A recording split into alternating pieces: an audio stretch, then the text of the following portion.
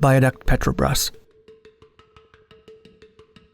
Built in the 1960s, the Viaduct Petrobras was to be part of the BR-101 highway stretching through the Brazilian jungle, only to be abandoned and subsequently enveloped by jungle flora.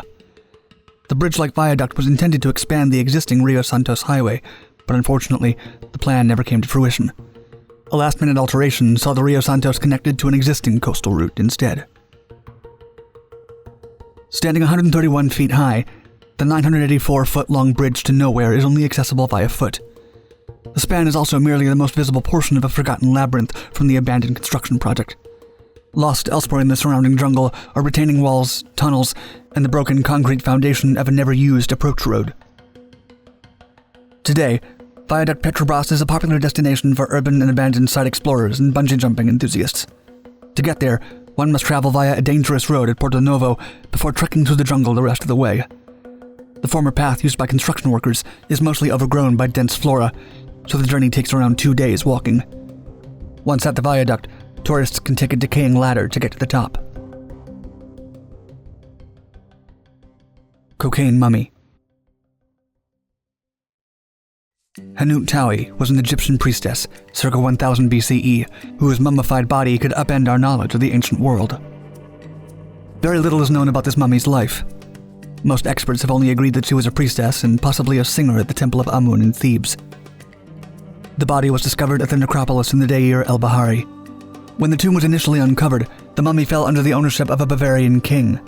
The Bavarian monarchy donated the embalmed body to the Staatliche Sammlung für Ägyptische Kunst, the Museum of Egyptian Art in Munich. The mummy is still housed in this museum. Although its coffin was temporarily exhibited at the National Archaeology Museum in Lisbon, it's now housed in Munich with the mummy. In 1992, German toxicologist Svetlana Balabanova discovered mysterious traces of cocaine and nicotine in Tawi's hair. A curiosity, as tobacco and coca plants native to the Americas only came to Egypt after Columbus's 15th century voyage. Follow-up tests at the hair shaft were performed to rule out contamination and reportedly gave the same results. Similar traces were also discovered on other mummies and may confirm ancient contact between Africa and the Americas. These results have led some researchers to theorize, against conventional knowledge and widely held views, that there may have been a connection between the ancient Egyptians and the pre-Columbian people of the Americas. The findings and resulting theories have not been without controversy. A study conducted after Balabanova's investigation failed to confirm the results, while a separate one did. Some have argued that perhaps academics are afraid of establishing new evidence that indicates that the peoples of Asia and Africa may have actually discovered the Americas long before the Europeans did. Still, most of these considerations are purely speculative. Skeptics argue that variants of tobacco or coca may have existed in the Old World before becoming extinct. Still, a source has yet to be found. While there is no conclusive evidence of tobacco or coca use in ancient Egypt, the society had a well-documented relationship with recreational, mind-altering substances. The Egyptians used the harmal plant to make chemical harmine through a rudimentary distillation process. The substance was used as a potent antidepressant and as a remedy for inflammation or fever. Their religious figures also partook in the consumption of psilocybin mushrooms to connect with the gods and their messages. However, for ordinary civilian consumption, the most popular common substance was taken from the blue lotus flower. The resulting liquid, mixed into teas or liquors, made people relaxed and talkative. Zuni Japanese.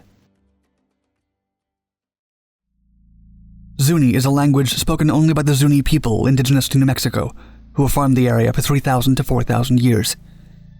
Yet researcher Nancy Yaw Davis made a startling discovery in 1993 when she noticed Zuni's uncanny resemblance to Japanese. With remarkable similarities in the syntax and phonology of the two languages, Davis was inspired to research other commonalities. She discovered the two groups share the same frequency of type B blood and a rare kidney disease only found in Japanese people or Zuni Native Americans. They also have similar oral traditions about their origins. Some believe the Zuni have more in common linguistically and biologically with Japanese than neighboring indigenous people. Davis postulates that the Zuni may have been Japanese people who somehow arrived in the Zuni Valley in the 12th century. Her theory suggests that during the 11th and 12th centuries, the Japanese were under extreme duress and structural changes due to a sequence of natural disasters, manifesting primarily as earthquakes and tsunamis. Davis speculated that perhaps Japanese sailors began fleeing the islands in hopes of finding more stable territory. Davis proposed that one of the last waves of immigrants landed in California around 1350. She claims that perhaps they were led by Buddhist monks searching for the center of the universe. While such a journey would be unlikely, not to mention probably challenging to survive, speculation holds that favorable currents and multiple stops on the way may have made the trip feasible.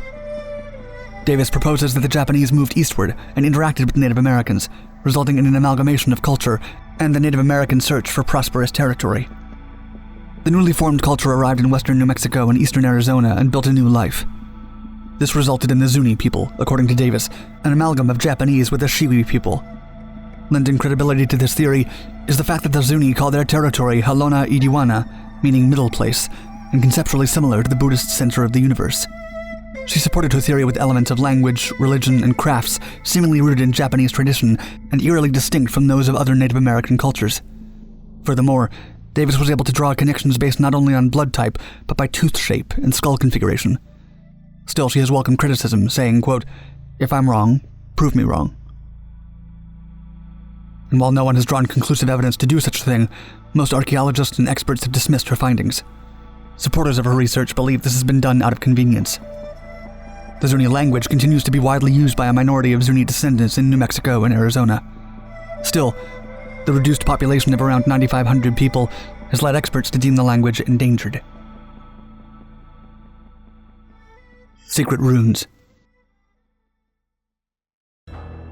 The Hagia Sophia was built in Constantinople in the 6th century as a church and was converted to a mosque in 1453 after the Ottoman conquest. It wasn't until late into the 20th century, however, that two strange Viking runic inscriptions were discovered in Sophia's marble parapets. One engraving reads Alftan, for the Norse name Halfdan, while the rest, though somewhat illegible, may read, quote, NN carved these runes. It's believed that the graffiti dates back to the 9th century and was carved by members of the Varangian Viking Guard, an elite Byzantine army unit made up mostly of Nordic raiders who were charged with protecting the Byzantine emperors. Another inscription was discovered in 1975 with a more contested translation. The Department of Runes in Stockholm claimed it read, quote, Ari made the runes. However, others have claimed the name is Arni and that it reads more succinctly, quote, Arni did.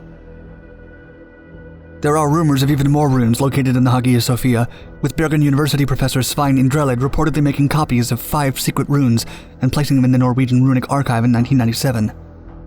Still, experts are unsure of how many runes are found at the temple and how some of them got there. Moynok. Until the 1970s, Moynok was a thriving fishing village along the Aral Sea in Uzbekistan, home to tens of thousands of people. It is now mostly engulfed by the western Uzbekistan desert. Yet the city is packed with displays of fish and distant memories of fishing. Aquatic life is featured on murals, mosaics, and even a few surviving but deteriorated posters. Fish are also shown in the entrance sign to the town. The government building proudly but confusingly displays a monument of a fishing boat. Even the deteriorating structures of closed fish cannery factories can be spotted on the outskirts of the town. Previously, the village lay at the bank of the Aral Sea. When the Soviet Union began diverting the waters feeding the sea to irrigate new cotton plantations, it turned into a desert. The loss of what was once the world's 4th largest inland lake devastated Moynok's economy and environment. The emptying of the Aral Sea is now seen as one of the most intense ecological disasters in history. The sea is now a meager 10% of the size it boasted in 1960. During the initial receding, the village fishermen attempted to follow the fleeting edge of the water. Disastrously, the shrinking of the lake brought death to the majority of the fish. They were unable to adapt to the rapidly increasing salinity. With nothing to catch, the fishermen lost their way of life and source of food in just a few years. Some of their ships were left stranded in the newly formed desert. Now 55 miles from the nearest body of water, Moynok's once productive fishing boats float on a sea of sand. Pesticides from surrounding plantations have polluted their water supply, increasing the local mortality rate by a factor of 30. The ships that were once abandoned on the sand have been collected and taken to a ship graveyard built at the edge of town. Ironically, the few individuals who remain in the village are now solely dedicated to the cotton industry, the activity responsible for draining the region. Still, scientists and experts have noted that the region's original condition could be quickly restored if the feeder sources of water were allowed to return to their original course.